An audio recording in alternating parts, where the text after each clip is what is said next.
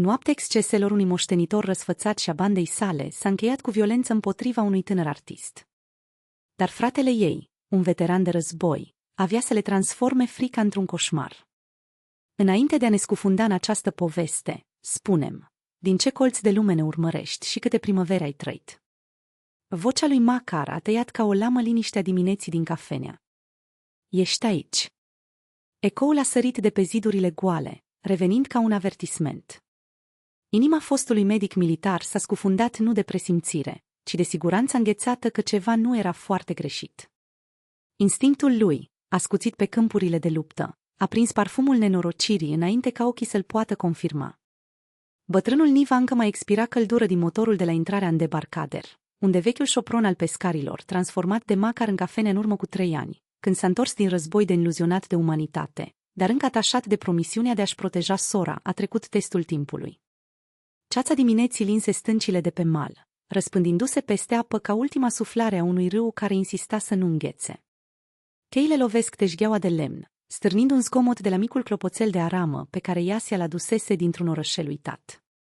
Pentru secundă, Makar a jurat că a auzit râsul ei cristalin răsunând între mese, dar iluzia s-a dizolvat în aerul umed. Da, nu te mai ascunselea.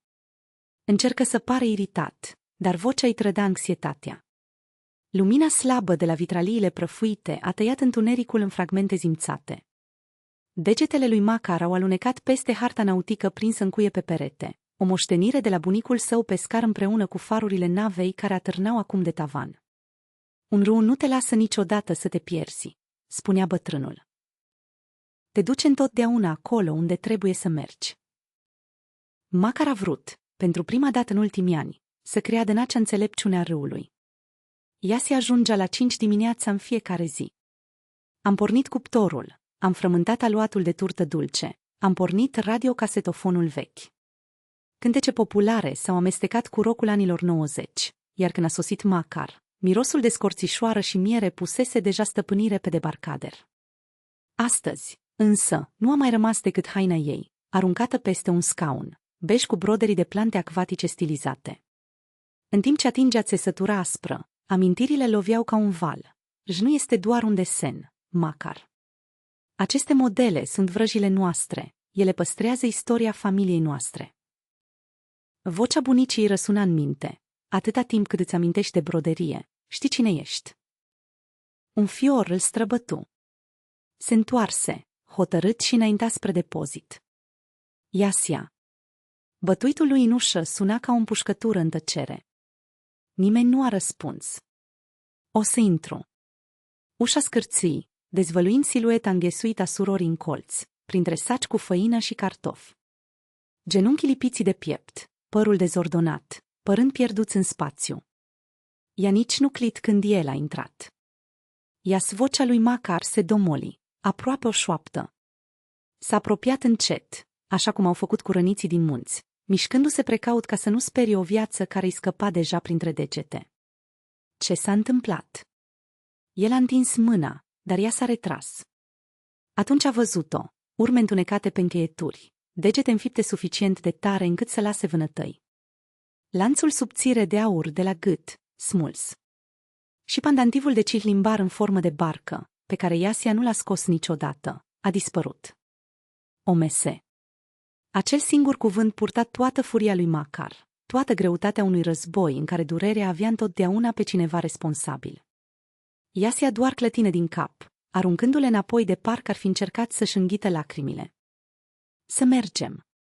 Decizia venise automat, ca și comenzile pe care le dădea soldaților răniți. Veți supraviețui. Vechiul jeep al doamnei Frosa a ieșit din ceață în timp ce Makar și-a ajutat sora să urce mașină. Iubitele mele. Vocea răgușită a bătrânei se auzi prin fereastra întredeschisă. De ce să închid atât de devreme? Am agrișe proaspete, fiica mea. A tăcut când a văzut chipul Iasiei. Ce s-a întâmplat, Doamne? Dona Frosa a coborât din mașină cu o agilitate surprinzătoare pentru anii ei. Apoi, făcând un semn din cap către Makar, a examinat-o pe Iasia din cap până în picioare și a făcut în secret semnul crucii. Noaptea merg acolo, iau niște produse de patiserie. Tonul nu admitea un răspuns. Între timp, ține asta aici. Ea vâră un pachet cald și greu în mâinile lui Makar. Ai grijă de fată. Și ascultă aici. Makar Stepanovic, bătrâna, i-a strâns brațul cu o forță neașteptată. După cum spune cântecul, nu poți ascunde nimic într-un sat. Aflu cine are nevoie de o lecție. Se întoarse la jeep, trânti ușa și dispăru în ceață la fel de repede cum apăruse. Makar nu s-a putut abține să nu zâmbească. Dona Frosa încă își mă aștepta soțul, un capitan dispărut în anii 70, iar în fiecare seară lăsa pe debarcader, pentru când sosește el. El cunoștea fiecare suflet din oraș și a protejat în felul lui. Niva înainta pe străzile orașului treaz. Makar conducea încet, ceața apăsându-i tâmplele. Conacele vechi, care vedeau cândva comercianți cu pielea groasă și agitația târgurilor, acum se lăudau cu ferestre oarbe. Pe o fațadă, un panou anunța deschiderea în curând a Clubei Imperio, cu imaginea unei femei pe jumătate goale. Asta era biblioteca, murmură Iasia, privind afară. Vocea lui suna spartă, ca o sticlă treptă. Makar dădu din cap, temându-se să rupă firul fragil al conversației. Îți amintești când veneam cu mama și tata să vedem expozițiile de carte veche? A continuat ea, cu ochii ațintiți asupra trecutului. Mi-au plăcut literele alea decorate. Ba chiar le-am desenat peste tot, chiar și în caietele lui de anatomie. Îmi amintesc, își a răspuns el, ai petrecut o săptămână întreagă mâzgălindu-i pe toate. Pentru o clipă, parcă timpul s-ar fi întors. Au vorbit despre copilăria lor, despre părinții lor. Dar iluzia a dispărut când Iasia a tăcut din nou, cu privirea goală. Cine ți-a făcut asta, Ias? Întrebarea ieșise liniștită, fără să-și ia ochii de la drum. Cei de aseară, puiul lui Axiutin și haita lui. Ea treser de parcă ar fi fost pălmuită și asta a fost suficient de răspuns. Nu te vor mai atinge. Declarația a venit cu aceeași convingere cu care, cu ani în urmă, el a spus soldaților pe moarte, veți scăpa de asta. Iasia se întoarse spre el ochii lui. În mod normal, vicapa râului în soare, erau plictisiți de groază. Makar, ei. Au spus că dacă vorbesc, că te vor distruge, că te vor i cafeaua? A tăiat sec de ce crezi că am construit acest loc. Toți banii, toată transpirația. Să avem un loc unde să coacem prăjituri și să punem muzică, unde ne-am putea întoarce. Fără tine, sunt doar pereți. Iasia și-a îngropat fața în umărul lui, iar Makar a îmbrățișat-o cu un braț, simțindu-i suspinele înfundate. I-am promis tatălui, șopti el, atât de jos încât nu mai a putea auzi. Îți amintești? Acum 10 ani, în fața spitalului? I-a dădu din cap, fără să ridice capul. Ai spus că îmi vei construi o navă. Una care m-ar putea îndepărta de tot ce este rău. Și l-am construit. Acest dig este nava noastră. Și nimeni nu ne ia ceea ce este al nostru. Deodată, Makar și-a amintit de prima zi de război. Un băiat de 18 ani, proaspăt ieșit din facultatea de medicină, privind viața scăzând din ochii străinilor. Acolo, printre pietrele reci ale munților, a învățat mirosul morții, metal de sânge, praf de pușcars. Și-a pierdut încrederea în justiție acolo. Dar a găsit-o aici înapoi, pe malul acestui râu, cu misiunea de a proteja singura legătură pe care o mai rămăsese, sora ei. Odihnește-te, spuse el, ajutând-o pe Iasia să coboare din mașină. Voi vorbi cu oamenii potriviți. Cu cine? Întrebă ea, speriată. Makar zâmi întunecat. Cu cei care știu să se descurce cu oameni ca Xiutin Junior. Cu cei care își mai amintesc ce înseamnă să-i onoare. Vechea scară scârția sub treptele lui, fiecare treaptă gemuind ca o coardă de vioară dezacordată. Apartamentul Iasiei le-a întâmpinat cu mirosul familiar de vopsea, pânza întinsă și ceaiul de ghimbir care fierbea mereu un ibric. Pe pereți, viața râului se desfășura în pensule, barcagii cu fețele contorsionate de efort, bărci comerciale tăind curentul, feriboturi pierdute în întunericul nopții. Makar și-a așezat sora pe canapea, acoperind-o cu o pătură uzată de vreme. Ce-au făcut cu pandantivul tău? A întrebat el, cu vocea joasă, dar tăioasă ca o lamă. Iasia și-a întors fața spre fereastră, unde siluetele râului se pierdeau în ceața serii. L-au aruncat în apă, șopti el, închizându-și degetele pe materialul păturii. Ei au spus că este un bibelou, că un Axiutin nu merita să poarte ceva atât de vulgar. Maxilarul lui Makar se strânse.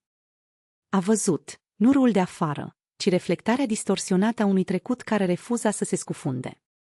Îl voi găsi, își a promis el, fiecare silabă fiind bătută cu un cui. Pandantivul. Și dreptatea pe care o merită. În amintire, pandantivul a prins viață, străbunica Cupchica, o femeie cu mâinile caloase și cu o inimă mai mare decât foametea anilor 1920, salvând copii scheletici cu ultimele boabe de grâu pe care le mai rămăsese.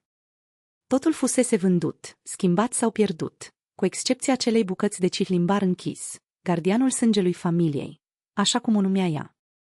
Trecut de la mamă la fiică, supraviețuind războaielor, exilurilor și trădărilor. Râul dă mereu înapoi, murmură Iasia, parcă și-ar fi citit gândurile. Degetele îi tremurau ușor pe pătură. Totul se întoarce. Mai devreme sau mai târziu. Departe, geamătul tern al unui vas cu abur sfâșie tăcerea, un vaiet gutural care părea să poarte cu el țipetele răniților care încă mai răsunau în visele lui Makar. Acum, la acea simfonie a ororilor, s-a adăugat un alt coșmar, golul din ochii surorii sale. Și-a scos telefonul din buzunar și a format un număr pe care jurase că nu îl va mai folosi niciodată. Zar. Vocea de la celălalt capăt era aspră, ca nisipul sub cizme. Sunt eu. Trebuie să vorbim. Ușa depozitului scârția ca o bătrână care se plânge de greutatea anilor. Makar a intrat în cafeneaua goală, a aprins lumina și a rămas nemișcat pe prag. Abia atunci, singur, și-a permis să închidă ochii. Fragmentele din noaptea precedentă s-au rearanjat înaintea lui ca cioburi de oglindă spartă. Lavrenti Axiutin, întins pe canapeaua centrală ca un țar care își ocupă tronul, cu brațele întinse pe spate de parcă ar fi vrut să îmbrățișeze până și aerul din jurul lui. Râsul lui, zgomotos și plin de el însuși, a anecat până și muzica. Alături de el, slujitorii, Ratmir, cu zâmbetul lipit de avocat fără scrupule, și Vyacheslav, mut ca peștele, cu mușchii notătorului mișcându-și sub cămașa de designer parcă gata de atac. Îți amintești cum a privit-o? A șoptit Makar în gol, cu cuvintele acre în gură. Acea privire posesivă, evaluativă, cu o strălucire deosebită pe care a învățat să o recunoască încă în tranșe. Aceeași strălucire ca cineva care vede ceva ce vrea să ia, să rupă, să domine. S-a apropiat de masa la care stătuse gloata cu o seară înainte și a trecut mâna peste lemnul uzat, parcă ar fi încercat să descifreze urmele lăsate de ura lor. Ceva sclipea în golul dintre masă și perete. Makar s-a plecat și a scos un stilou greu cu un penit de aur și monograma la gravată pe abanos. Și-a lăsat semnătura, gândi el, degetele închizându-și obiectul cu suficientă forță pentru a zdrobi metalul. Fiu de căția, a scuipat el între dinți. Și-a amintit că Aleftina i-a povestit despre acel cadou cu un an mai devreme, un tratament de 20.000 de ruble de la tatăl său fiului său, care absolvise recent Universitatea din Moscova. 20.000 pentru gunoaiele astea. Râsese ea atunci. Dar pentru Axiutini, totul trebuia să fie la egalitate. Când se gândea la Aleftina, ceva din interiorul lui se cutremură, o rană veche care nu se vindecase niciodată cum trebuie. Povestea lui era ca o albie uscată, fără apă, fără viață, doar amintirea că acolo, într-o zi, curgese ceva.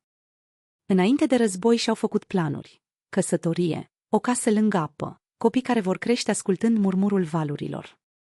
I-a scris scrisorile, prima lungă, plină de speranță și de viitor. Apoi, din ce în ce mai scurt, de parcă hârtia ți-ar fi absorbit nu doar cerneala, ci și sufletul tău. Ultimul a fost un bilet sec, viu. Mă întorc curând, Makar. Când s-a întors, ea s-a aruncat în brațele lui, dar a îmbrățișat cu fața un străin. Ai murit acolo, spusese Aleftina după o săptămână de încercării. Și în locul lui a venit o altă persoană, cu trăsăturile lui, dar fără nimic din ce am iubit. Și-a dorit înapoi Makarul de dinainte, studentul la medicină care cânta cu chitara lângă foc, visând să fie cel mai bun chirurg din regiune. Dar acel băiat fusese îngropat undeva lângă Rgun, împreună cu alte iluzii și promisiuni. O bătaie în ușă l-a smuls din amintiri. În prag, babușca Frosia purta o pungă uriașă, din care emana mirosul cald de plăcinte cu pește și condimente de casă. Deschide. Atunci, mormă el, strângându-se pe lângă el. Credeam că va trebui să bat la fereastră, încăpățânat. Aici. Ținea în mâini un pachet încă cald.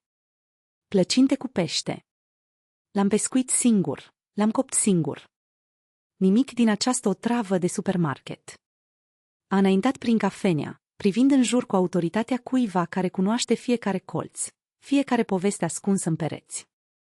Efrosinia Stepanovna, începu Macar, dar ea se întoarse deja spre el, cu ochii ei albaștri decolorați deodată ascuțiți ca niște bucăți de gheață. Aseară, lângă râu, n-ai văzut nimic ciudat? Bătrâna în cremeni. Apoi s-a așezat încet la masă, cu mâinile sprijinite pe blat ca ghearele vulturului. Am auzit zgomot, deja recunoscut el, cu vocea joasă. Voci bărbătești. Râsete urât. Am crezut că era tânărul care bea, ca de obicei. Acum în fiecare noapte sunt oameni care sparg sticle pe mal. I-aș cobor tonul și mai mult. Dar apoi am văzut-o pe Iasia alergând. Singur, fără haină, cu părul dezordonat. A alergat de parcă diavolul o urmărea. Am vrut să o sun, dar a trecut ca un fulger, doar o fulgerare, și a dispărut. Scoase o sticlă mică de argint din buzunarul șorțului, desfăcu capacul și luă o înghițitură generoasă din ceaiul pe care îl servise. Crezi că a fost acel nenorocit Axiutin? Întrebă el, înghițind lichidul cu un fior. Nu m-ar surprinde. Un măr rău nu cade departe de copac. Aici, în pământul nostru, știi, există o veche legendă. Bunica mi-a povestea despre doamna râului, care locuiește la fund, în cea mai adâncă groapă. Dacă cineva face rău la malul apei, mai ales unei femei, ea marchează bărbatul. Nu curând, nu. Îi dă timp să izbucnească într-o transpirație rece, să simtă frica care îi roade interiorul. Apoi, în noaptea de lună plină, ea se urcă la mal și îi strigă numele. El a făcut semnul crucii. Și nu există nicio forță în lume care să-l țină pe nenorocit acasă. El merge. Intră în apă. Și nu se mai întoarce. Macar scoase un râs amar. Aveam nevoie de unul dintre ele acum. L-aș numi pe primul de pe listă. Nu te juca cu aceste lucruri, a avertizat Frosia, serios. Râul aude. Și are o memorie lungă. Mai lung decât al nostru. Tăcere. Afară, vântul biciuia frunzele galbene, smulgându-le din ramuri și învârtindu-le în mici vârtejuri aurii. Macar a rupt în cele din urmă impasul. Zar sosește astăzi. Bătrâna dădu din cap, de parcă tocmai asta se aștepta să audă. Corect. Prietenul tău de război, cap sigur, mâini scusite. Avem nevoie de asemenea bărbați în afacerea noastră. Ce afacere? Macar se încruntă. A noastră, familie, spuse ea sec. O cunosc pe Iasia de când era o sămânță. Și tu, că mama ta, Dumnezeu să-i odihnească sufletul, m-a tratat ca pe o a doua mamă. Deci este treaba noastră. Familial. I atinse mâna încrețită, recunoscător. Frosia a fost una dintre ultimele poduri către lume care a existat înainte, cea în care lucrurile aveau sens, unde binele și răul nu se amestecau ca noroiul într-un potop. Când a plecat, Macar a ridicat telefonul și a format numărul lui Zar. 3 inele. 4. Bună ziua! Vocea de la celălalt capăt era uscată, profesionistă, de parcă cei 3 ani de tăcere nu ar fi existat niciodată. Eu sunt, spuse Macar, cu gâtul strâns. Când va ajunge? Sunt deja pe drum. O pauză. Ce s-a întâmplat? Macar și-a închis degetele în jurul dispozitivului. Ce să spun? Că trecutul se întorsese să-i scuipe în față? Că războiul, pe care credea că l-a lăsat în urmă, respira acum în propria sa casă? Sau că, de data aceasta, nu existau tranșe în care să se ascundă, doar un râu, o soră spartă și un stilou care era semnătura unui mort? Sora ta mai mică. Vocea lui Macar tros ca gheața sub cizmele grele. Au încercat. Cuvintele erau ghimpate, înfipte în gât. Axiutin. Îți amintești ce s-a întâmplat în Rgun?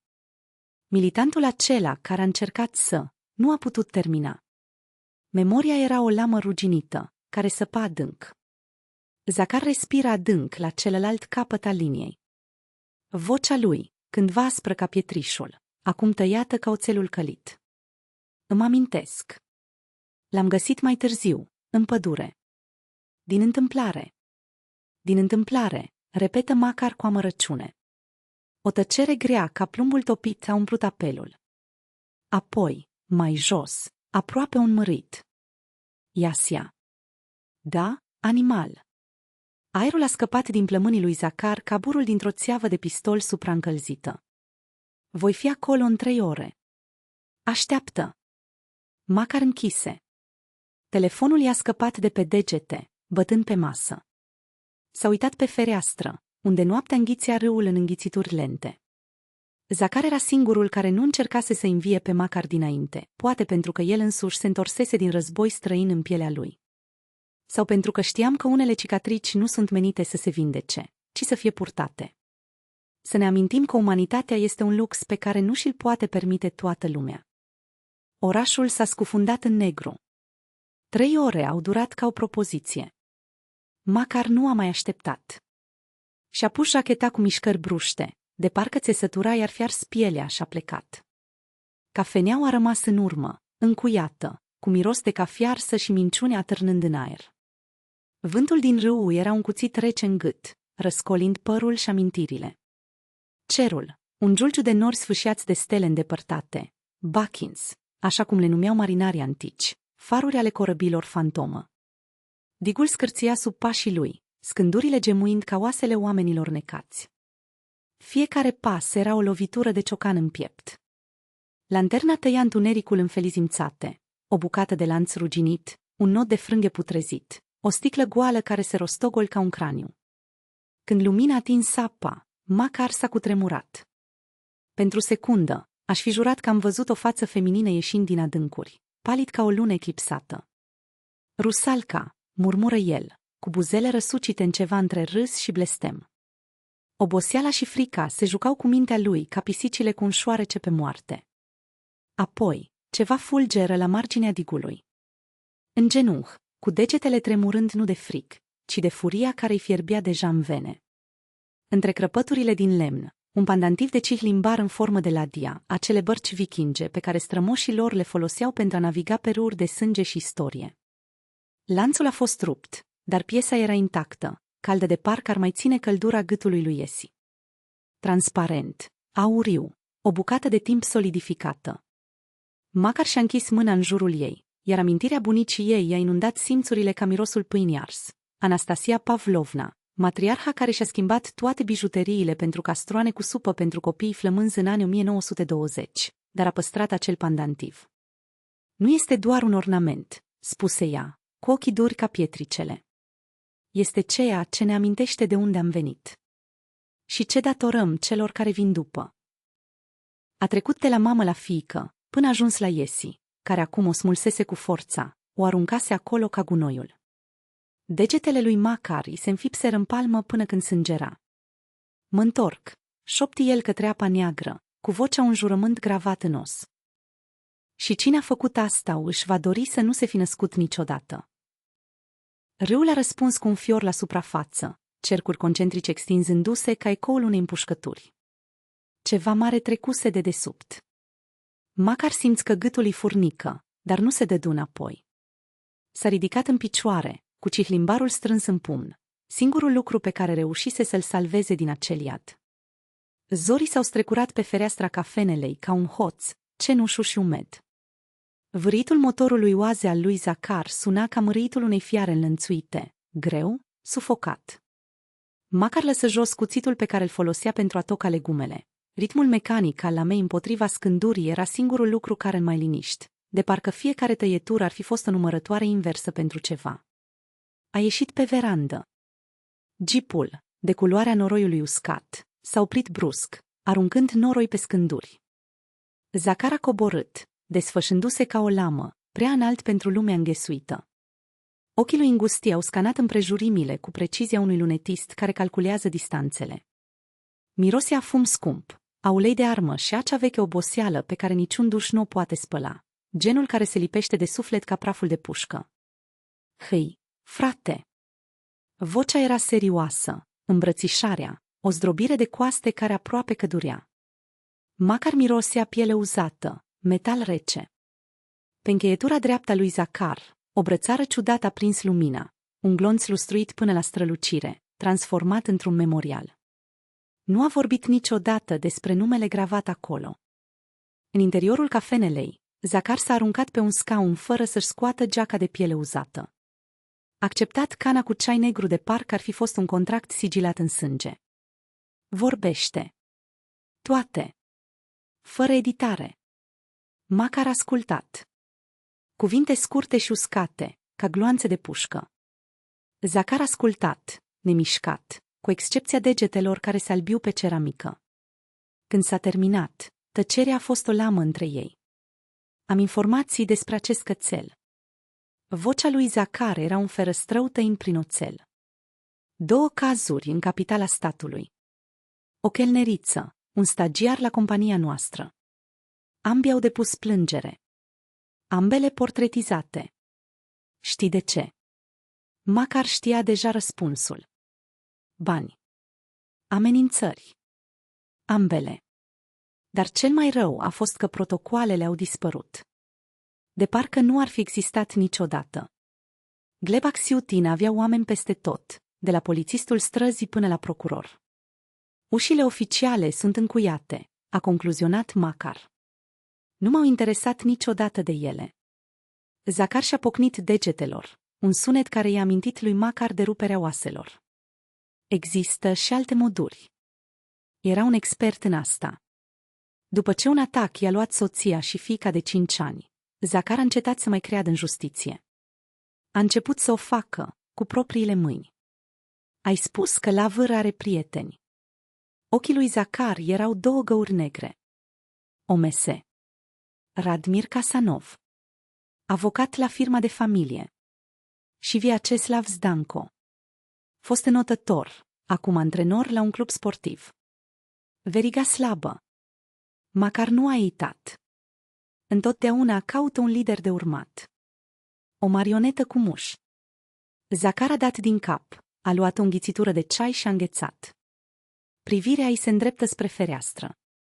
Makar întoarse capul la timp să o vadă pe Aleftina apropiindu-se, cu haina de culoare a frunzelor uscate fluturând, călcâiele lovind pământul ca ciocanele într-un sicriu. Părul strâns, în poziție erectă, o regină care nu știa încă că regatul ei era în cenușă. Fostul tău. Murmură Zacar, mișcându-se deja în umbra colțului, ca un lup care preferă să privească decât să fie văzut. Nu mai mult. Makar și-a încleștat maxilarul. De la nimeni. Zacar zâmu, un fulger de dinți ascuțiți. Am înțeles. Vechiul instinct de a recunoaște terenul, de a rămâne invizibil, încă îl ghida. Clopoțelul de deasupra ușii clinti. Aleftina intră, aducând cu ea un vârtej de parfum scump, mătase și o răceală urbană care îngheța aerul. Frumos cu acea frumusețe târzie pe care doar femeile după 30 de ani au stăpânit-o, conștientă, implacabilă, aproape crudă. Makar. Vocea lui era miere împletită cu arsenic. Ochii, însă, au trădat tensiunea. Am auzit de Iesi. Probleme. Cum este ea? De la cine ai auzit? Nu s-a mișcat să ofere locuri. Nu a fost nicio curtoazie care să merite. Ea ezită, apoi se așeză, scoțându-și încet mănușile, deget cu deget, de parcă și-ar fi dat jos o mască. A menționat Gleb, o pauză calculată. Fiul tău și prietenii lui au sărbătorit aici. A fost o neînțelegere. Neînțelegere. Cuvântul i-a ars limba. Vânătăile de pe încheieturile ei. Pandantivul rupt. Amenințările. Este și aceasta o neînțelegere. Aleftina oftă, clătinând din cap de parcă ar fi fost un copil încăpățânat. Lavăr este tânăr. Impulsiv. Dar nu e rău. Știi cum e, Makar, când un copil bogat se plictisește, el caută entuziasm. Tocmai s-a lăsat dus. Să ia. Vocea lui era o ferăstrău cu lanț. Asta nu este o adrenalină, aceasta este o crimă. S-a cutremurat când a auzit diminutivul. Doar el o numea așa, înainte de război, înainte ca totul să se prăbușească. Se aplecă înainte, iar parfumul o cuprinse ca o ceață otrăvitoare. Nu complica lucrurile. Gleb este dispus să rezolve totul. Simțea altceva decât furia înghețată care mistuise din acea noapte. Parcă chiar aerul din bucătărie devenea mai gros, încărcat cu greutatea unei promisiuni care nu avea să fie încălcată. Au crezut că ne pot scufunda, murmură el, trecându-și degetul mare pe marginea ceștii de ceai, unde rămășițele vopselei lui Jasa încă mai pătau porțelanul. Dar a uitat că ne-am născut pe acest râu. Știm să notăm împotriva curentului. Ea l-a privit o clipă lungă, cu degetele ei tremurătoare, acum ferm în strânsoarea pandantivului. Cihlimbarul părea să bată în lumina galbenă a lămpii, de parcă ar ține în sine același foc care ardea în ochii fratelui său. Dacă se întorc. Vocea lui era un fir, dar nu din frică. De calcul. Gleb nu este un bărbat la care să renunțe. Și a înghițit. El nu este doar impulsiv. E bolnav. Makar a zâmbit. Nu zâmbetul amar de înainte, ci ceva scuțit, aproape prădător. Atunci vino. Telefonul a vibrat din nou pe masă. De data asta, nu a fost un mesaj. Era o fotografie. Ecranul unui telefon mobil arăta un videoclip întrerupt. Cu degetele înfipte în brațul lui Jasa, camera tremurând în timp ce o târa spre întunericul țărmului. Marca temporală a strălucit în roșu, inadmisibil ca probă, dar suficient pentru a fi distrus. Zar se ocupă deja de asta, a spus Makar, strecurând dispozitivul înapoi în buzunar. Mâine, ca vor descoperi că chiar și regii au coroane de hârtie. Jasa a expirat, încet, de parcă ar fi eliberat o respirație pe care o ținuse de ani de zile. Și dacă nu funcționează? Se ridică, scaunul scârțind de podeaua de lemn. Când a trecut pe lângă ea, și-a pus mâna pe umărul ei, nu pentru a o consola, ci pentru a încora. Atunci facem așa cum ne-a învățat prababușca. Degetul lui arătă spre fereastră, unde râul șerpuia noaptea, negru și necruțător. Le lăsăm să se scufunde. Acestea au fost ultimele cuvinte înainte de a pleca. Afară, aerul tăia ca o lamă, purtând mirosul de zăpadă și benzină din apropiere. Zar așteptat sprijinit de oaze, cu umbra prelungită de lumina străzi. A rezistat ea? Întrebă el, fără preambul. Ea este răspunse Makar, deschizând ușa mașinii cu un clic ascuțit. Ca și noi. Zar dădu din cap, aruncând un snop de hârtii pe bancheta din spate. Fotocopii ale transferurilor bancare, mesaje schimbate între Lavr și tatăl său, o listă de nume, martori, complici, pioni. Vi-a cântat totul. Chiar și ceea ce noi nu cerem. Makar a răsfoit documentele, cu degetele oprinduse pe o semnătură familiară. Gleb K., sub un contract de donație și pentru școala de artă. Valoarea a coincis cu împrumutul pe care Lavr îl folosise pentru a compensa și prejudiciul adus. Frumos, comentă el sec, ei nu acoperă doar crimele copiilor lor. Ei investesc în ele. Poetic, nu? Zar a pornit motorul, vuietul înăbușit înghițind liniștea străzi. Vom returna favoarea. Cu interes. Makar aruncă o ultimă privire către clădirea lui Jasa, unde încă ardea o lumină pe fereastra bucătăriei. I-ar fi pictat acum, știa el, nu tablouri pentru expoziții, nu lucrări care să mulțumească oamenilor importanți. Dar ceva lui, ca prima dată când a luat o pensulă, când lumea era încă prea mare pentru a încăpea pe o pânză. Mâine, spuse el, închizând ușa cu o trântire finală. Începem cu fiul. Și lasă-l pe tata să se uite. Simți că pământul se deschide sub picioare.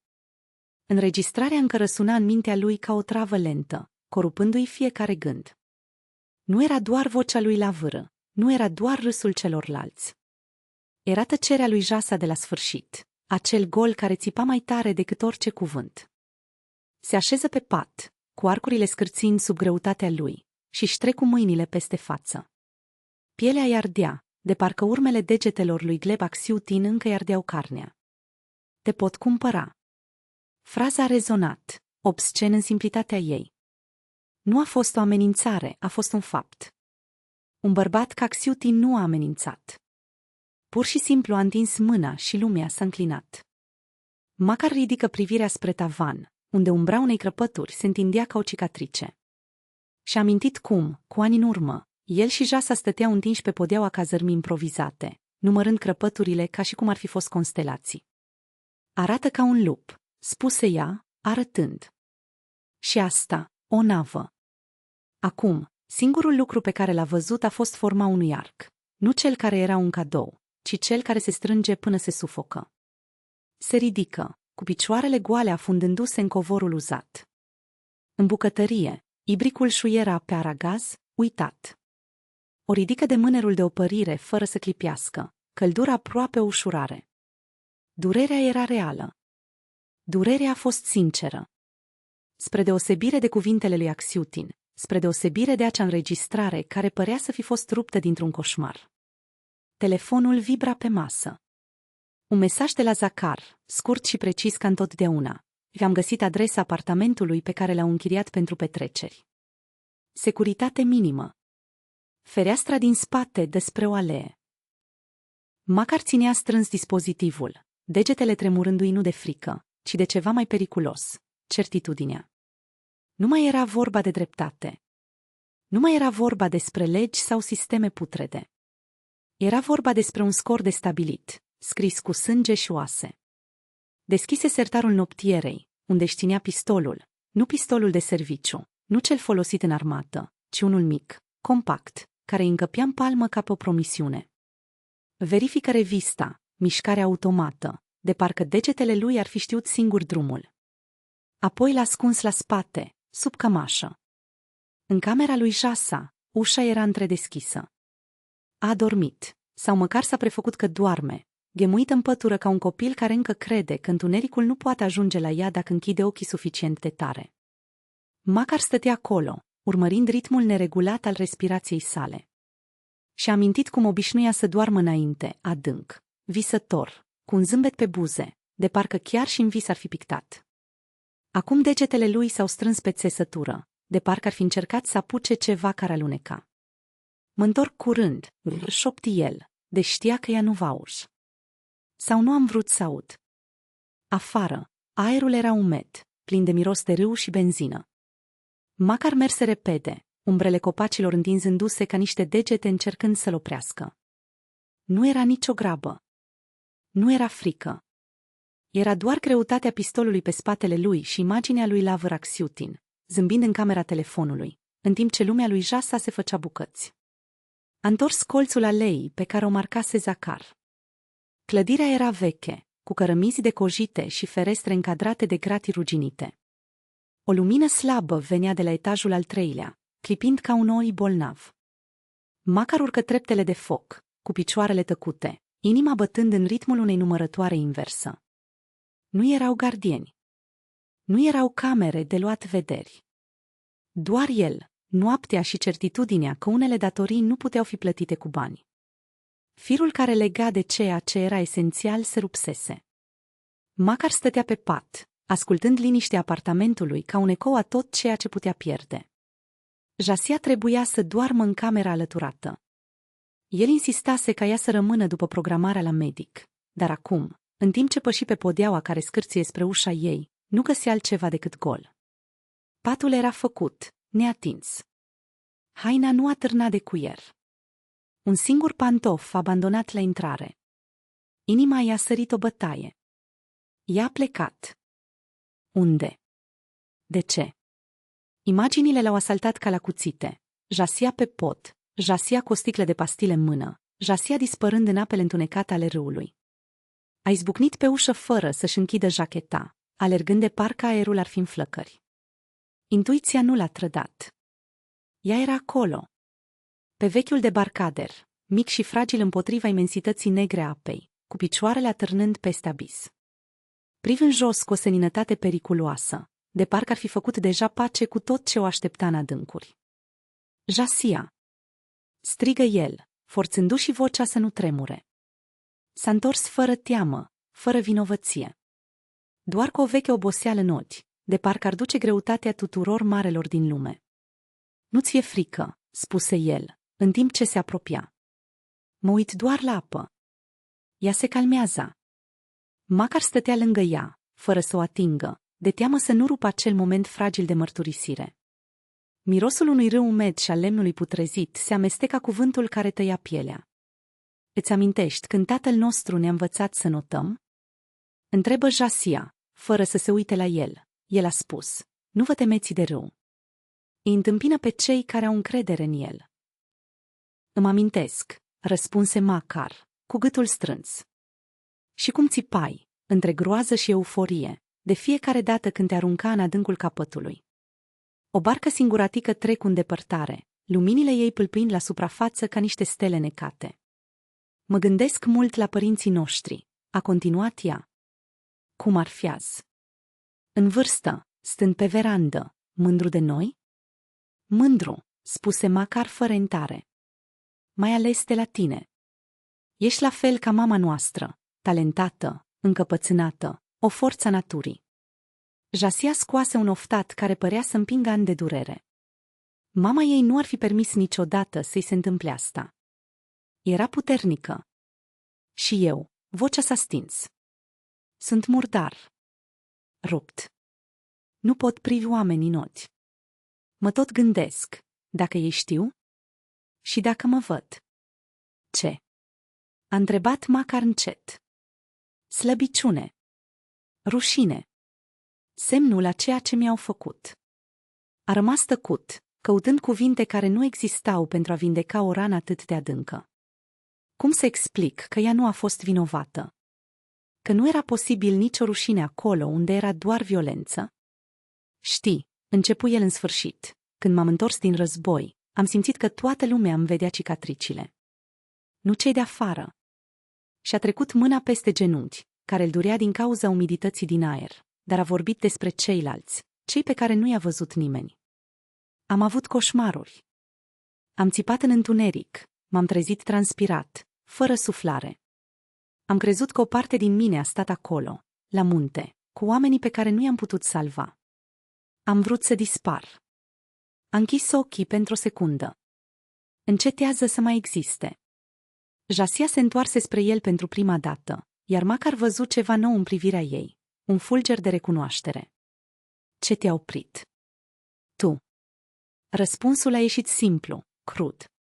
Ideea de a o lăsa în pace. Că nu există nimeni care să te protejeze, să te iubească, să-ți amintească cine ești. Și mai era ceva ce a durut de spus, dar trebuia spus. Dacă aș fi renunțat, ar fi câștigat cei care m-au rupt. Iar eu, el a strâns pumnii. Nu am vrut să le dau această victorie. Un val se izbindic, făcând scândurile să se cutremure sub ele. Jasia s-a rezemat de fratele ei, iar Macar și-a cuprins brațele în jurul ei, simțindu-i umerii tremurând. Sunt atât de speriat, Macar, îl șopti el. De fiecare dată când închid ochii, îi văd chipul. Aud vocea. De parcă aș fi încă aici. De parcă nu m-ar lăsa niciodată să plec. El nu are această putere, spuse Macar ferm. Doar tu decizi cine are controlul asupra ta. Dacă se întoarce. Dacă faci ceea ce ai promis. Dacă iei cafeaua, dacă i s-a rupt vocea. Nu vei reuși. El a strâns îmbrățișarea. Avem dovezi. Avem aliați. Avem o putere pe care el nu o va avea niciodată. Care? Întrebă Jasia, neîncrezătoare. Adevărul. Amintirea. Râul. Arătă spre apa întunecată. Ai spus-o singur. E aceea ce nu mai este de folos. Îți va lua și durerea. Va lăsa doar putere. Atunci a izbucnit în lacrimi, nu suspinele năbușite din ultimele zile, ci un strigăt adânc, necontrolat, care i-a zguduit trupul ca o furtună. Macar o ținea, liniștind-o așa cum făcea când erau copii, simțind că lacrimile îi înmuiau cămașa, tremurul potolindu-se încet. Ești mai puternic decât știi, murmură el, mai puternic decât toți. Îți pot lua cafeaua, banii, reputația, dar nu-ți pot lua cine ești. Artist. Războinic. Fiica acestui râu. Sora mea. Jasia își ridică fața udă și în ochii ei, printre lacrimi, măcar văzut ceva ce nu mai văzuse de multă vreme. Scânteia încăpățânată a mamei sale, flacăra pe care nici măcar întunericul nu o putea stinge. Vreau să plătești, spuse el, jos, dar ferm. Nu pentru răzbunare. Pentru dreptate. Pentru a le face să știe că nu pot face asta oamenilor. Macar dădu din cap, simțind ceva cald răspândit în piept. Primul semn de speranță după atâta gheață. Vor plăti, a promis el, și ne vom construi o viață nouă. Pentru amândoi.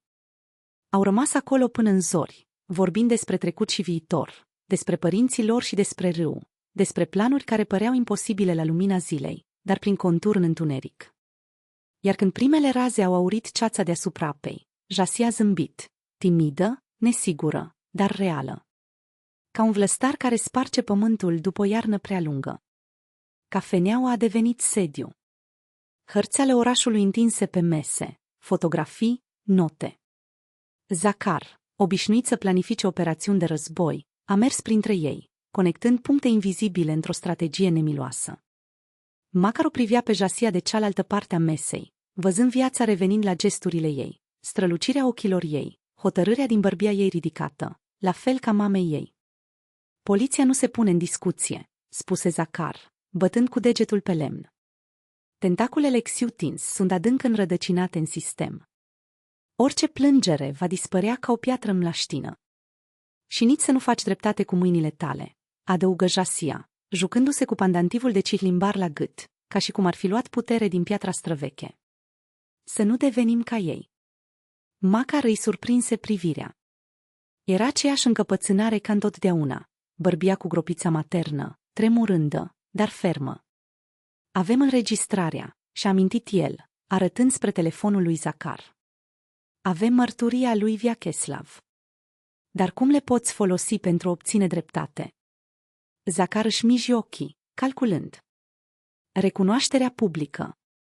Forțații să-și asume responsabilitatea în fața întregului oraș.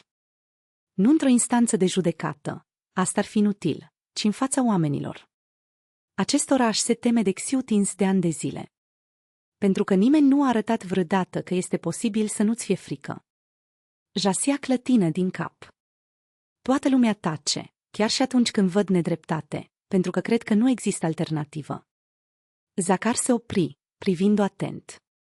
Cazul tău ar putea fi prima piatră care prăbușește avalanșa. Au discutat planul până la primele ore. Nu era vorba doar de pedeapsă. Am insistat, a spus Jasia, că cel mai important lucru nu este răzbunarea, ci să-i reda controlul.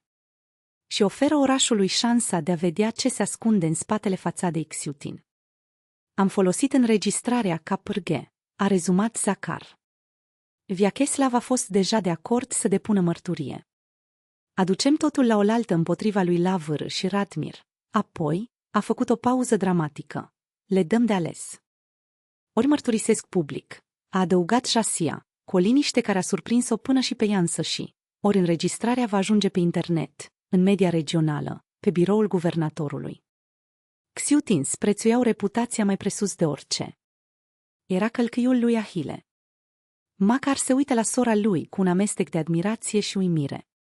De unde această forță la această femeie fragilă? Vorbea liniștit, dar fiecare cuvânt purta greutatea unui curent care, picătură cu picătură, uzează piatra. A doua zi, a ajuns de vreme la cafenea pentru a pregăti terenul. Documentele erau toate în regulă, organizate cu precizia cuiva care știe că fiecare detaliu ar putea fi diferența dintre victorie și prăbușire. Dar când a părăsit biroul, Macar a dat peste a leftina pe coridor. Era încordată, cu degetele răsucindu-și nervos marginea șalului de mătase, un gest care trăda masca indiferenței pe care încerca să o poarte. Ce faci aici?" întrebă el, fără să se obosească să ascundă gheața din voce. Aveam nevoie să vorbesc cu tine, și-au mezit buzele uscate cu limba, de parcă cuvintele ar fi fost prea grele pentru a ieși fără lubrifiant. Am auzit că aveți un plan. despre ce s-a întâmplat cu Jasia și despre înregistrare. Makar simți un fior curgându-i și raspinării. De unde știa ea? Vorbise Vyacheslav. Sau chiar aveau axtinii ochi peste tot, ca niște insecti care se tărăsc prin crăpăturile pereților? El a forțat un ton neutru, încercând să o ocolească. Nu știu despre ce vorbești. Aleftina îl ținea de braț cu o forță surprinzătoare pentru cineva care părea întotdeauna prea fragil pentru lumea în care trăia. Nu faci asta, Makar. Vocea îi tremura, dar nu de frică. A fost o panică autentică, genul care apare atunci când vezi abisul și nu mai există iluzii care să-ți atenueze căderea. Gleb nu este un om cu care să te joci. Dacă lansați această înregistrare, el vă va distruge. Ambele. Are conexiuni, are putere. Și avem adevărul, interveni Makar, cu degetele încremenite în pumni lateral.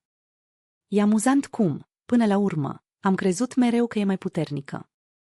Ochii Aleftinei s-au întunecat, de parcă un nor ar fi trecut peste ei.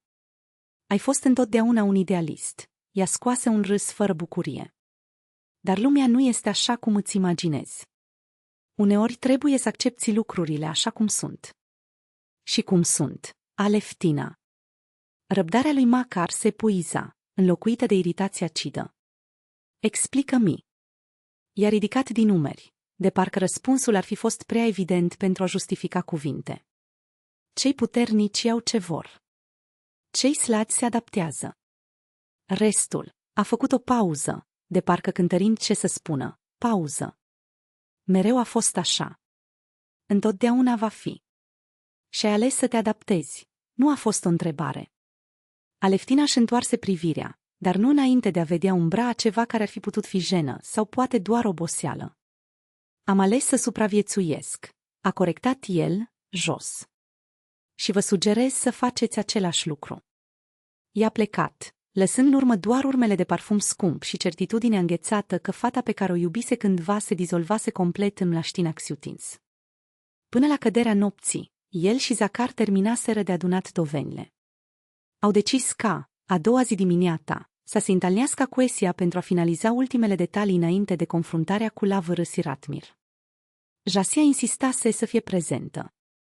E povestea mea, spusese ea, cu o fermitate pe care nu o mai auzise de săptămâni întregi. Am dreptul să o spun.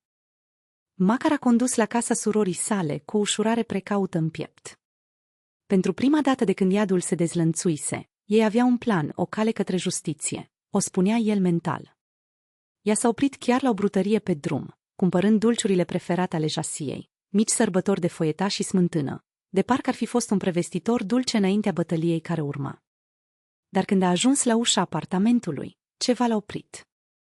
Tăcerea dinăuntru era deasă, greșită, capa liniștită într-o mlaștină. A bătut. Niciun răspuns. A lovit din nou, mai tare. Tăcere. Cu degetele tremurânde, scoase cheia de rezervă pe care i-o dăduse Jasia după moartea părinților săi. Aerul dinăuntru era învechit, draperiile trase, de parcă timpul ar fi încetat să mă respire. Un întuneric puternic învăluia totul. Jasia! Strigă el, aprinzând lumina din hol. Niciun răspuns. Dar apoi, venind din adâncurile apartamentului, un sunet abia perceptibil, un oftat, un suspin înfundat. Makar a fugit în cameră. Stătea întinsă pe pat, palidă ca ceara, cu buzele albastre. Respirația era atât de slabă încât abia își putea mișca pieptul. Alături, o sticlă goală de somnifere. Și o scrisoare, scrisă cu un scris de mână tremurător. Iartă-mă, Macarușca. M-am săturat să-mi fie frică. Ai fost cel mai bun frate pe care l-ar putea avea cineva. Lumea s-a contractat până a devenit un singur punct de durere. Nu. Corpul lui acționa din instinct, ca în cele mai rele zile ale războiului, când fiecare secundă era un cuțit între coaste. A chemat ambulanța.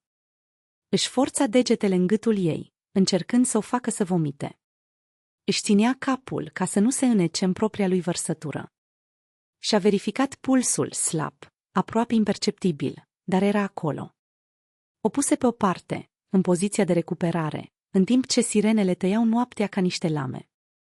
Vecinii se uitau prin ferestre, șoptind: pe targă, atât de mică, atât de fragilă, cu ochii ei scufundați și pielea ceară. Macar nu și-a lăsat mâna nici măcar o clipă în drum spre spital, repetând ca o mantră: ține-te bine, peștișor! Ține-te bine! Pe holul camerei de urgență a fost dusă departe. Resuscitare. Lavaj gastric. Seruri. Stătea întins acolo, rupt, cu colierul de cihlimbar al Jasiei în palmă, asistental scosese înainte de proceduri.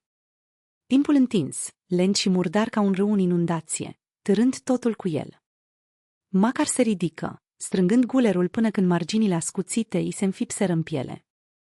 Durerea îl ținea lucid, împiedicându-le să se scufunde în gol. Amintirile îl atacau fără milă. Jasia, în vârstă de 5 ani, cu împletituri ca spicele de grâu, țipând de bucurie în timp ce o învăța să nuate în râu.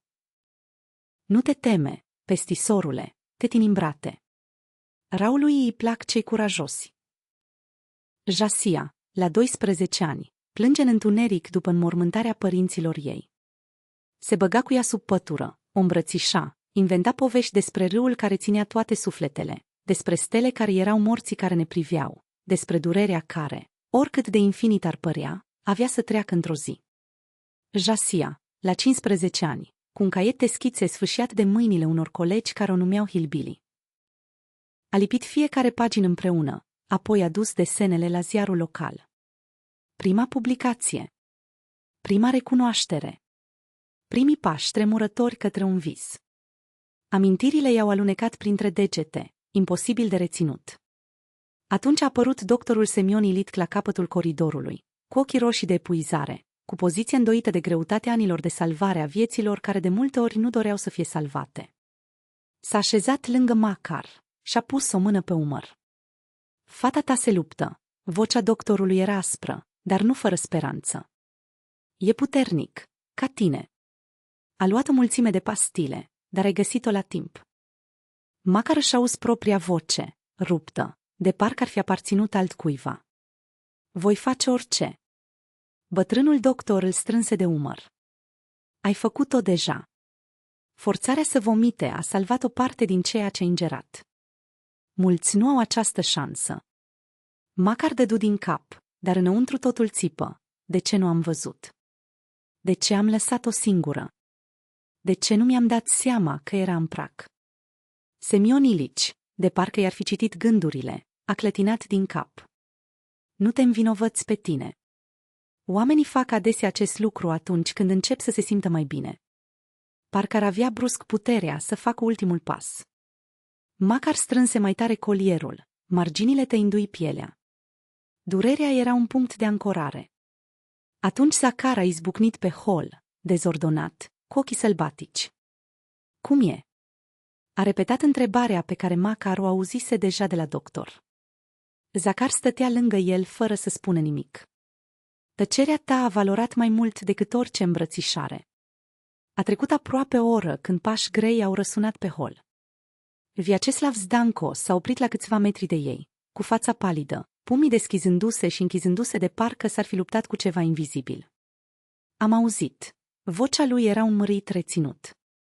Și Jasia, este adevărat. A încercat. Răspunsul lui Zacar a fost sec. Ce vrei? Vyacheslav făcu un pas înainte, cu maxilarul tremurând. Nu mai pot să tac. Ce s-a întâmplat pe malul râului a fost mai rău decât am spus.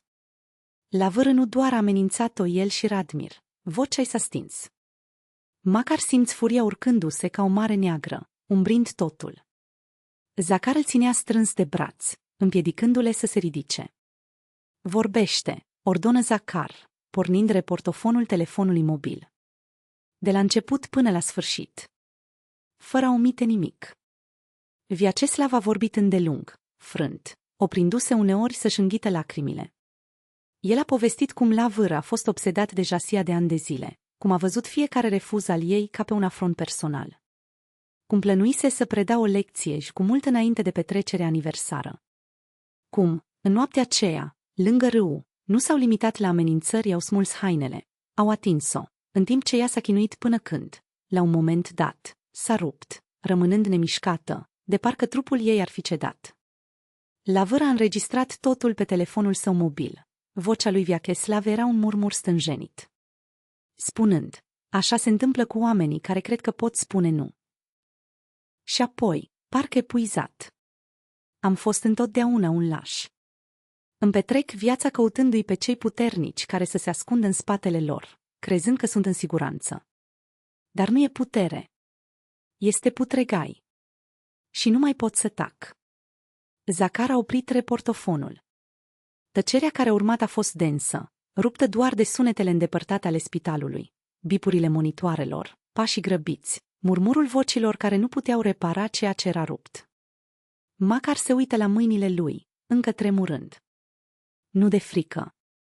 De mânie atât de pură încât ardea ca gheața. Murmurul asistentelor, înăbușit și precaut, părea să răspundă tensiunii care încă mai plutea în aer. Pleacă, spuse Makar, cu voce atât de joasă încât aproape că se pierdu în zumzetul aparatelor. În timp ce încă mă pot controla. Vyacheslav dădu din cap, dar nu se mișcă. Sunt gata să depun mărturie.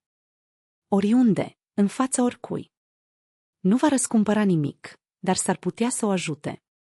Când a plecat, Zacar s-a întors către Makar. Acum avem totul. Declarații complete, înregistrarea, un martor. Le putem distruge. Makar s-a uitat la pandantivul de cihlimbar din palma lui, un vas slav antic, care a supraviețuit secolelor, războaielor, foametelor și pierderilor, venind la ei ca o amintire a forței râului, a memoriei sângelui, că există lucruri mai importante decât frica. Nu-mi pasă, murmură Eli, vreau doar ca Iasia să supraviețuiască. Vreau doar să se întoarcă. Atunci zgomotul a răsunat pe hol. Pași lungi, hotărâți, însoțiți de târâirea tălpilor grele. Gleb Axiutin, flancat de doi paznici, înainta spre el. Makar se ridică, gata de confruntare. Zacar stătea lângă ea, umăr la umăr, ca în munți când se acoperea unul pe celălalt împotriva vântului mușcător. Dar când Gleb s-a apropiat, Makar nu l-a văzut pe obișnuitul oligarh arogant. Am văzut un bărbat îmbătrânit brusc, cu cercuri adânci sub oți roșii și linii de durere în jurul gurii, de parcă greutatea propriilor alegeri l-ar fi zdrobit în doar câteva ore. Tocmai am vorbit cu Vyacheslav, a spus Gleb, fără salutări, fără să bată în jurul tufișului. Înregistrarea de pe telefonul mobil al fiului meu. Makar a rămas tăcut. Nu avea încredere în propria sa voce. Zacar era lângă el, încordat ca un arc pe cale să tragă. Am construit un imperiu, a continuat Gleb, iar vocea lui era amărăciune, dar nu autocompătimirea celor slat. Și nu am putut crea un om. Am crezut că i-am dat totul, dar de fapt i-am luat esențialul, conștiința, respectul, umanitatea. Și-a frecat fața cu mâinile, un gest atât de obișnuit, atât de obosit, atât de uman, încât pentru o clipă Makar a văzut în el doar un tată zdrobit de revelația ceea ce devenise fiul său. Cum mai face? Întrebă Gleb, înclinându-și capul spre utei. Luptă, repetă Makar pentru a treia oară, iar cuvântul sună ca o rugăciune. Vreau să ajut. Gleb se îndreptă. Ochii lui au căpătat o strălucire hotărâtă. Nu cu bani. Nu pentru a cumpăra absolvirea. Pentru a colabora. Să-l aducă pe Lavăr în fața justiției. Să faci tot posibilul pentru recuperarea surorii tale. Makar l-a urmărit secunde lungi, căutând trucul, manipularea, minciuna.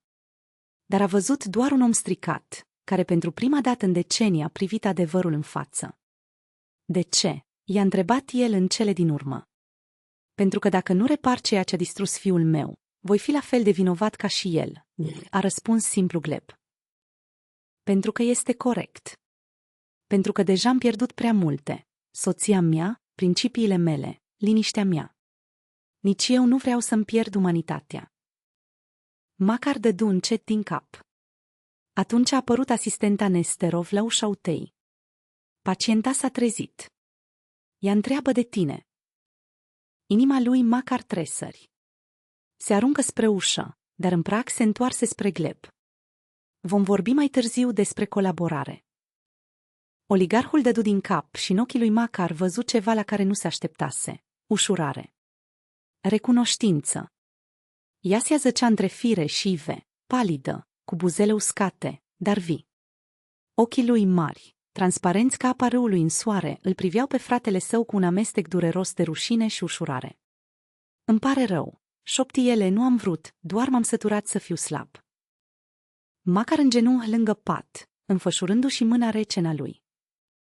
Ești cea mai puternică persoană pe care o cunosc, a spus el și a fost adevărul pur. Mai puternic decât el, mai puternic decât toți. Și vom trece peste asta împreună. Ca întotdeauna. A pus pandantivul de cihlimbar în palmă, iar Iasia a zâmbit slab. Așa că râul chiar l-a dat înapoi, își murmură el, poate că mă va readuce la viață. În afara secției de terapie intensivă, zorii începeau să se strecoare. Primele raze de soare s-au filtrat prin jaluzele, desenând pe pereți un model care semăna cu valuri de apă. În față era un drum lung, al recuperării, al dreptății, al renașterii. Dar important era că această cale a existat. Și aveau să călătorească prin ea împreună, ca doi afluenți ai aceluiași mare fluviu, pe care râul l-a purtat în apele sale timp de secole. Curentul nu minte niciodată, fiule. Arată ceea ce suntem, uneori tulburi, alteori limpezi, dar mereu în mișcare. Și în această mișcare se țese viața. Iasia închise ochii, simțind că vântul cald îi mângâia fața. Mirosul de pământ umed și pâine dulce care vine de la Ladia se amestecă cu parfumul proaspăt al apei. Când le-a deschis, a văzut că fratele ei nu se uita la râu, ci la ea, cu o expresie care nu era nici milă, nici îngrijorare, ci ceva mai profund, de parcă ar fi văzut nu numai femeia care a supraviețuit, ci artistul care renaște din cenușă. Te-ai schimbat, i-a spus el, nu ca o recunoaștere, ci ca un compliment. Nu, clătină ea din cap, făcând colierul de cihlimbar să zgomote. Am încetat să mă prefac că nu am cicatrici. Degetele lui au periat apa, creând mici vârtejuri. Acum fac parte din standard. Ca și greșelile din picturile mele. M-a zâmbit, pentru că a înțeles. Învățase, de asemenea, că crăpăturile nu erau puncte slabe, ci hărți linii care arătau unde le duse viața și unde mai puteau merge. Cafeneaua nu mai era doar un punct pe hartă, era un far. Pereții, cândva decoziți, spuneau acum povești, scrisorile străbunicului încadrate lângă desenele copiilor, plăcile ceramice pictate de Iasie expuse ca niște relicve, și chiar vechea canoe restaurată, atârnată de tavan ca simbol că unele lucruri, chiar rupte, puteau fi reparate. Gleb își îndeplinește ceea ce a promis, a comentat Ma, observând mișcarea de pe malul opus, unde muncitorii construiau structura centrului de sprijin pentru femei. Cine ar fi crezut că acel om, care a hrănit ani de zile cu otravă acestui loc, va fi acum parte din leac? Iasia nu a răspuns imediat. Ochii lui au urmărit zborul unui stârc, care a aterizat cu grație pe un buștean scufundat. Cred că înțeles în sfârșit că nicio avere nu poate compensa un fiu pierdut din cauza monstruozității. Sau o fiică, adăugă ea încet. Uneori mântuirea vine târziu. Dar destul. Și era adevărat. Banii lui Axiutin nu ar șterge urmele lăsate de fiul său și nici nu ar da înapoi o noapte de somn femeilor care au suferit din cauza lui. Dar pereții acelui centru promiteau deja să adăpostească mai mult decât durerea. Aveau să găzduiască speranța, în același mod în care pereții Ladiei adăposteau acum râsul, făina împrăștiată pe podea și mirosul de vopsea proaspătă. În interiorul atelierului, copiii își terminau ultimele mișcări pe prăjiturile din turtă dulce. O fată cu împletituri dezordonate, cu mâinile încă acoperite cu glazură albastră, și-a ridicat munca pentru ca Iasia să o vadă. Mătușa Iasia, uite! Am făcut valul ca cel pe care l-ai predat tu. Dar ea și-a mușcat buza, cred că am făcut o greșeală aici. Iasia a îngenunchiat lângă ea, examinând prăjitura cu atenție exagerată, de parcă ar fi fost cea mai importantă lucrare din lume. Nu este o greșeală, Zaichic. Este locul în care valul se sparge înainte de a se transforma în altceva. A atins ușor locul imperfect. Cele mai frumoase lucruri se întâmplă în locurile unde ne așteptăm mai puțin. Fata a zâmbit, mândră, și a alergat să-și arate prietenilor. Ma, rezemat de tocul ușii, simți că ceva îi strânge gâtul. Nu a fost dor, nici regret. Era recunoștință pentru acele mâini mici care acum duceau mai departe ceea ce familia ei aproape pierduse, pentru acele râsete care necau ecourile trecutului. Te pricet la asta, mormăi Zahar, apropiindu-se cu 2 pahare de cvas. Fă-i pe oameni să creadă că pot începe din nou. Mă acceptă paharul, urmărind cum lichidul cihlimbar reflecta lumina serii. Nu sunt eu. Este locul acesta. A făcut un gest larg, cuprinzând râul, cafeneaua, atelierul. Ladi a știut întotdeauna ce să facă. Noi suntem cei care întârzie să asculte. Și când soarele apunea peste apă, pătând totul cu aur și foc, ei au rămas acolo, 3 suflete pe care războiul le împrăștiase și pe care râul, răbdător și înțelept, le adusese acasă. Nu intact. Nu este egal. Dar trăiește. Și, pentru prima dată după mult timp, în pace. Degetele Iasiei au alunecat pe suprafața apei, mângâind reflexia colierului din lemn de frasin, același frasin care, conform legendei, nu se pierde niciodată. În râu, e imposibil să te pierzi. Te duce acolo unde trebuie, a repetat ea, citând cuvinte care deveniseră deja adevărate între ei. Și într-adevăr, avea dreptate. Atingerea bâlând a vârfurilor degetelor lui crea cercuri concentrice în apă. 1, 2, 3, extinzându-se până s-au dizolvat în fluxul mai mare, de parcă propria lor poveste cândva o rană deschisă ar fi devenit acum doar un alt fir în tapiseria amintirilor pe care râul o ținea. Mii de vieți, mii de alegeri, toate purtate de același curent. Macar a privit acele cercuri lărgindu-se și s-a gândit la puterea unui gest, a unui cuvânt, a unui singur moment de decizie. Așa cum o pietricică aruncată la întâmplare poate schimba cursul unui râu, tot așa un act de curaj sau de lașitate, de iubire sau de urăre scrie destinele. Dar ceea ce conta cu adevărat, a înțeles el, nu era ceea ce ți-a impus viața, ci cum ai trăit-o, ca și râul, care nu își alege albia, ci alege forța cu care curge, uneori senin, alteori impetuos, adaptându-se mereu fără a-și pierde esența. Și tocmai atunci l-a invadat o certitudine, la fel de senin ca cerul care se desprindea de ultimele culori ale zilei. Mâine, da, mâine avea să se întoarcă la vechiul vis. Nu ar mai fi un felcer de război, cel care a oprit sângele în tranșe, ci un adevărat medic. Mâinile lor, aceleași care țineau arme și răni cusute în grabă, au fost, de asemenea, făcute pentru a vindeca durerile timpului de pace, pentru a-i călăuzi pe alții înapoi la sănătate, la fel cum râul nu numai că erodează malurile, dar fertilizează pământul, dând viață oriunde trece. Războiul îl învățase să salveze. Acum, era timpul să înveți cum să reconstruiești. Iasia și-a sprijinit capul pe umărul lui și ei au rămas așa, într-o tăcere nu goală, ci plină, de tot ce pierduseră, de ceea ce găsiseră și de ceea ce urma să vină. Până când ultimele raze de soare s-au predat la orizont, lăsând o dâră de lumină argintie în râu, ca o potecă trasată spre stele. Cine dintre noi nu s-a confruntat niciodată cu acele răscruce în care un singur pas poate redefini totul?